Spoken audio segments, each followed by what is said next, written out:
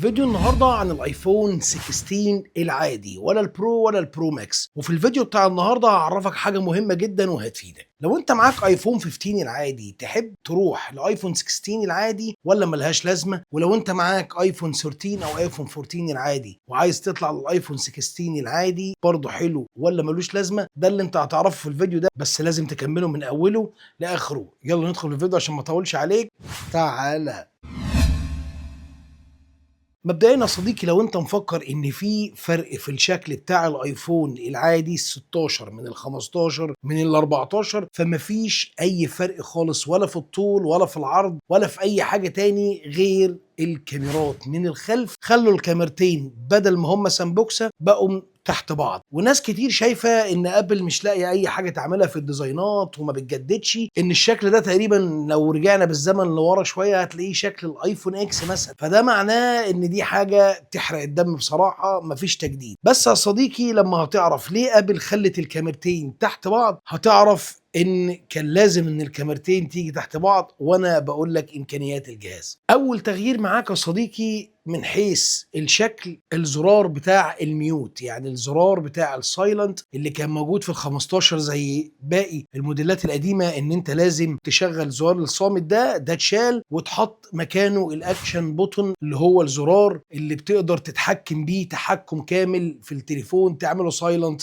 تعمله اي حاجه من اختصاراتك اللي انت بتحبها. فالزرار ده كان موجود في ال 15 برو وفي ال 15 برو ماكس، دلوقتي بقى عندك في ال 16 العادي. تاني تغير معانا، وده تغير مهم جدا من حيث الشكل ومن حيث الامكانيات يا صديقي، زرار الكاميرا بوتون. وده زرار اتكلمنا عليه في ال 16 برو وفي ال 16 برو ماكس، ونزل برضو في ال 16 العادي وفي ال 16 بلس. الزرار ده مهم جدا جدا جدا، يعني مجرد ما انت بتدوس على زرار الكاميرا ده تكه واحده بيفتح لك الكاميرا، اما لو دوست تكه كمان فبيصور، لو دوست تكه طويله فبيسجل فيديو على طول. لو اتحكمت فيه ببصمه صباعك ان انت تجيبه يمين وتجيبه شمال، بتقدر تتحكم في الزوم وتقدر تتحكم في الاضاءه والوضوح. لو انت دوست على الزرار ده واتكيت عليه تكه طويله لتحت مع اليمين ومع الشمال، بتقدر تقلب في انظمه الكاميرا بتاعه التليفون، تخش على الفيديو، تخش على السلو موشن، تخش على جميع انظمه الكاميرا. فده كان تاني تغير في الايفون 16 عن الايفون 15 والايفونات العاديه القديمه اللي قبل كده، فده في حد ذاته حاجه جامده جدا. تالت تغير وده حاجه مهمه جدا جدا جدا، البروسيسور الاي بايونيك 18، الاي بايونيك 18 العادي مش البرو. وده معناه ان الايفون 16 العادي هيدعم دعم كامل للذكاء الاصطناعي. ده مفيش اي موبايل ايفون هيقدر ان هو يدعم الذكاء الاصطناعي. يعني تخيل ان يبقى معاك 16 عادي في امكانيات في الذكاء الاصطناعي مش موجوده في ال 15 برو ماكس مثلا. انت متخيل الوضع وصل لحد فين؟ فالجهاز ده حتى الان انا شايف ان هو نقله، انسى الشكل، غمض عينك عن الشكل، في نقله في التليفون ده. فانت معاك البروسيسور الاي بايونيك 18 3 نانومتر، اعلى تكنولوجي بروسيسور في العالم، في موبايل المفروض ان هو الفئه الاولى من المستخدمين الايفون. نرجع تاني برضو لشغل الزرار بتاع الكاميرا اللي هو زرار التصوير اللي احنا اتكلمنا عليه، ان انت هتقدر تستخدم الزرار ده معاك في الذكاء الاصطناعي برضو، ان انت هتدوس عليه دوسه طويله وانت قافل الشاشه هيحولك على الكاميرا بتاعه السيرش، وهتقدر ان انت تتعامل بخدمات جوجل وخدمات شات جي بي تي. الحاجات دي هنعرفها اكتر لما الموبايل نمسكه في ايدينا ونشتغل عليه، هيبقى فيه فيديو مفصل اكتر للامكانيات دي. كمان عندك الايفون 16 العادي بيجي ب 8 جيجا رام، نفس الرامات بتاعه ال 15 برو وال 15 برو ماكس، اما الايفون 15 فبيجي 6 جيجا رام مش 8 جيجا رام. يبقى انت كده معاك رام، معاك بروسيسور، زرارين جداد لو محتاج تستخدمهم. حتى الان بيتفوق ال 16 على ال 15. في حاجه عايز اقولها لك، بما ان الموبايل نفس الشاشه نفس كل حاجه ونفس البطاريه، بس انا ارجح ان البطاريه بتاعه الايفون 16 العادي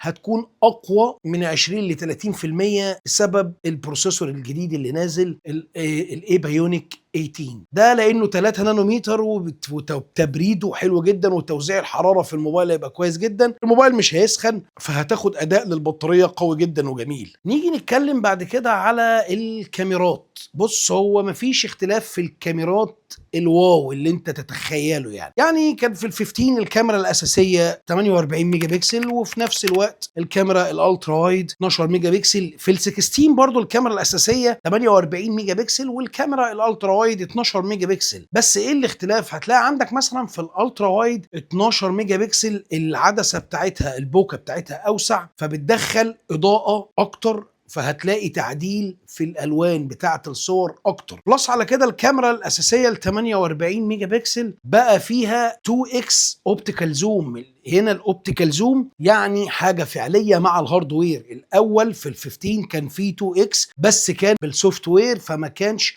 شارب اكتر. يعني هتلاقي الصور في ال 2x افضل بكتير من الايفون 15. تشبع الاضاءه هيكون اكتر لان العدسات اوسع. هتاخد تصوير ليلي وتصوير في اضاءه منخفضه جميل جدا وانت هتكون راضي عنه. ففي حته الكاميرات مفيش التعديل الواو اللي بالك فيه، بس بفضل البروسيسور الجديد الاي بايونيك 18 ال3 نانومتر انا بقول لك هتشوف تصوير مختلف تماما. كمان الايفون 16 هيقدر يصور صور ماكرو اخيرا. عمر ما جت اي فئه من فئه الايفون العادي، يعني 11 عادي، 12 عادي، 13 عادي، 14 عادي، 15 عادي، ما فيش ولا تليفون من فئه كلمه عادي البيزك دي كان بيصور ماكرو. دلوقتي الايفون 16 بيصور معاك بالماكرو، فهتجيب صور فتاكه عن قرب انت مش متخيل، جامده جدا. الكاميرات الاماميه نفس الكاميرتين الاماميتين بالظبط، مفيش اي اختلاف. اما بالنسبه للشحن فالاثنين بيشحنوا 20 واط، بس ال16 عندك بقى يشحن ماك سيف 25 واط، فده اسرع. ايفون 15 بيجي بالواي فاي 6، اما الايفون 16 بيجي بواي فاي 7، فدي حاجه جميله. بالنسبه للاسعار الموبايلين نفس السعر بالظبط، يعني زي ما نزل السعر ال 15 وزي ما نزل ال 15 بلس نزل ال 16 ونزل ال 16 بلس. عندك ال 15 كان ب $800، عندك ال 16 برضه ب $800، عندك ال 15 بلس كان ب $900، عندك ال 16 بلس برضه بال $900. فحته السعر نازلين بنفس تسعير الايفونات بتاعت السنه اللي فاتت، واخد امكانيات اعلى. انا شايف ان دي حاجه جميله. الراي النهائي لو انت معاك ايفون 15 تنط لل 16 ولا لا؟ ده اللي هقوله لك برضه. ولو انت معاك ايفون 13 14 تنط لل 16 من غير تفكير. اللي مستني ردي انا بكلمك بين ال 15 وبين ال 16. اما لو انت معاك 13 ومعاك 14 بترجح ان انت تنط على ال 16 على طول. خش بقلب جامد مبروك وهتدعي لي، انسى الكلام ده خلاص. طيب تعالى نعرف ايه الفروقات بين سريعا بقى ايه الفروقات بين ال 16 وال 15 وفعلا تغير ولا ما تغيرش. بص يا صديقي، لو انت محتاج زرار الميوت ده ان هو يبقى اكشن بوتون زي ما موجود في ال 15 برو وال 15 برو ماكس فمبروك. لو انت محتاج الطفره بتاعت زرار التصوير مبروك. لو انت محتاج الطفره الثانيه ان انت تحتاج الذكاء الاصطناعي الابل انتليجنت فمبروك. لو انت محتاج تجربه البروسيسور الجديد الاي بايونيك 18 ال3 نانومتر اللي انا واثق انه هيبقى بروسيسور عالمي فمبروك. انت كده معاك حوالي 5 حاجات او 6 حاجات، 5 حاجات بالظبط. ال5 حاجات اللي انا قلتهم لك دول لو مهمين بالنسبه لك وانت معاك 15 نوت. لو انت معاك اي حاجه تحت ال 15 انت مش محتاج تسال السؤال ده، انت خش على ال 16 على طول. في حاجه مهمه نسيت اقولها لك في اول الفيديو، انا اسف. سبب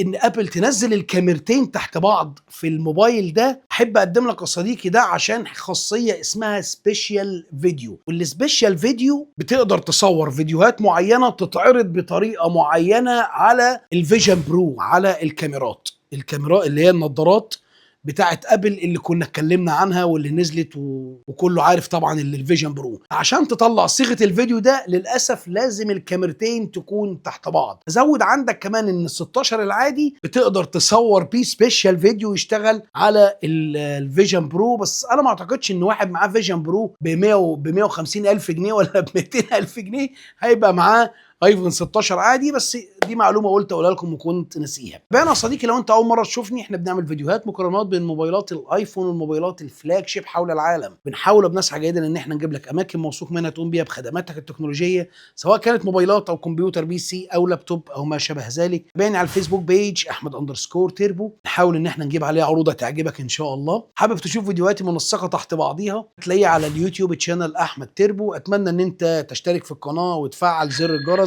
عشان يجي لك كل جديد. عايزين نوصل ل 10000 مشترك. استنى رسالك على الانستجرام. اعذرني لو بطول في الرد عليك، ضغط رسائل مش اكتر والله. كان معاك احمد تربو. سلام عليكم.